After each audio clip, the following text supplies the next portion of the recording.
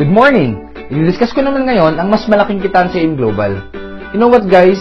Marami sa atin na na-inspire sa mga kumikita ng malaki sa AIM Global. Pero guys, one tip ko sa iyo, if you want to become successful at kung gusto mo kumita ng mas malaki, gawin mo yung 7 accounts or multiple accounts. Ano ba yung concept ng multiple accounts? Para ka mag-branch out, in which magpapadami ka ng franchise mo. Bakit maganda yon? Mas malaki ang pwede mong kitain. Now, the good news is, pwede kang bumili ng maraming account. In fact, maximum of 7 accounts under your single name. Ngayon, magkano yung 7 accounts sa AIM Global? Each package is worth 12,980 pesos. Times 7. Ang total investment sa 7 accounts is 90,860 pesos. Now, the good news is, meron siyang babalik sa inyo products. In fact, sobrang sulit ng babalik. You know what guys? Yung 90,860 pesos, malaki po yan. Again, kung gastos. Pero kung ipang ninegosyo mo, traditional business, napakaliit na po niyan. Every package, ang babalik po sa'yo is worth 15,000 worth of products. Times 7 accounts po, ibig sabihin ng babalik sa'yo na products is worth 105,000. Imagine, lagpas pa sa nilabas mong pera. Tapos, ang maganda dyan, meron pa siyang worth of cash. Ibig sabihin, outright income. Wala ka pang ginagawa.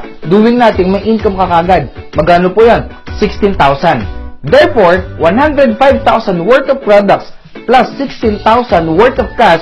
Therefore, ang total return of investment mo is 121,000 pesos. The good news is, pati benefits, times 7 din. Tama po, times 7 din. Ibig sabihin, pati scholarship certificates mo, times 7. Ang maganda niyan, 7 bata na agad or 7 tao na agad ang matutulungan mo sa ating transferable scholarship program. Guys, ang good news, yung 7 accounts mo o yung 90,860 pesos mo na investment, pwede siyang kumita ng 1.5 million pesos in just short period of time. Pero bago kayo paliwanag, explain ko muna kung paano nakuha yung 16,000. Paano nga ba? Example, naka 7 accounts ka.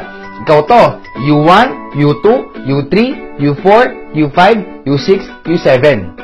Ikaw, yung first account mo, U1 invited U2, 1,000. Invited U3, another 1,000. Nag-pair, that's 2,000. Total up, 4,000 pesos. The good news is, U2 invited U4, invited U5, that's 1,000, 1,000, nag-pair, 2,000. Another 4,000.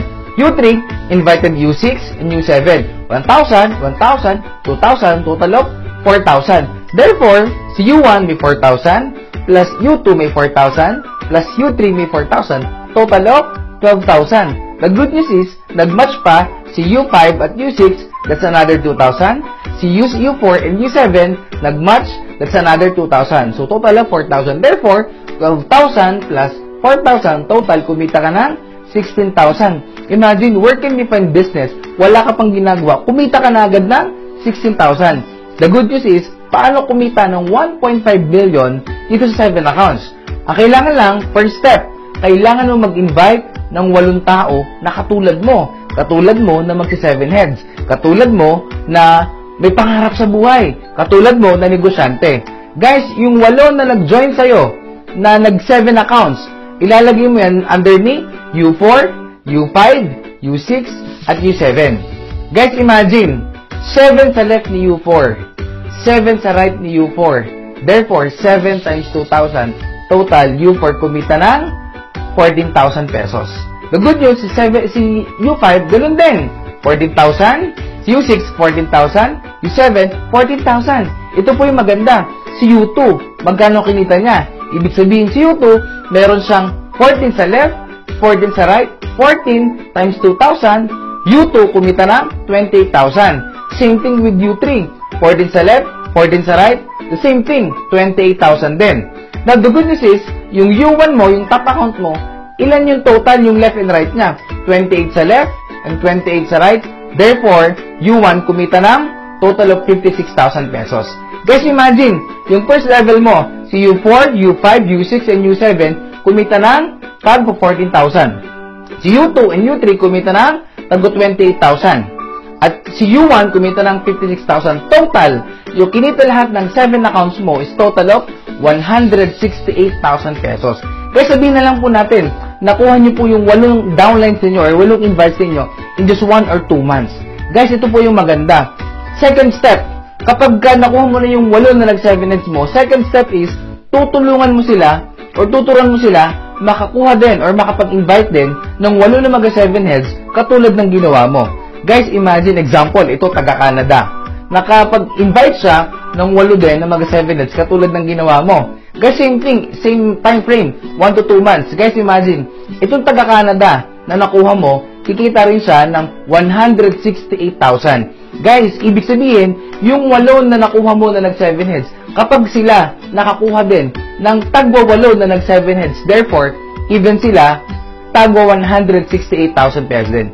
Tanong guys, maganda po ba yon? Masaya po ba sila? Are they happy? Of course, they're happy. But you are happier. Bakit? At that stage guys, ang maganda, ang kita mo na dyan is total of 1,344,000 pesos. Guys, kung itutotal natin yung kinita mo, total of 1,344,000 plus 168,000 plus 16,000 total, kumita ka ng 1,528,000 pesos. Guys, imagine, sa investment mo na 90,860 pesos, kumita ka ng 1,528,000 pesos in just short period of time.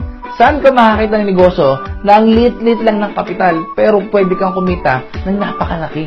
Kaya guys, kung seryosohin mo lang din ang AIM Global, huwag kang papayag na isang account lang yung bilhin mo. Go for 7 accounts. Guys, alam mo, nakakakuha ka ng mga 7 heads sa downline kung ikaw mismo naka 7 heads. Guys, God bless all. My name is Jobs Ramirez.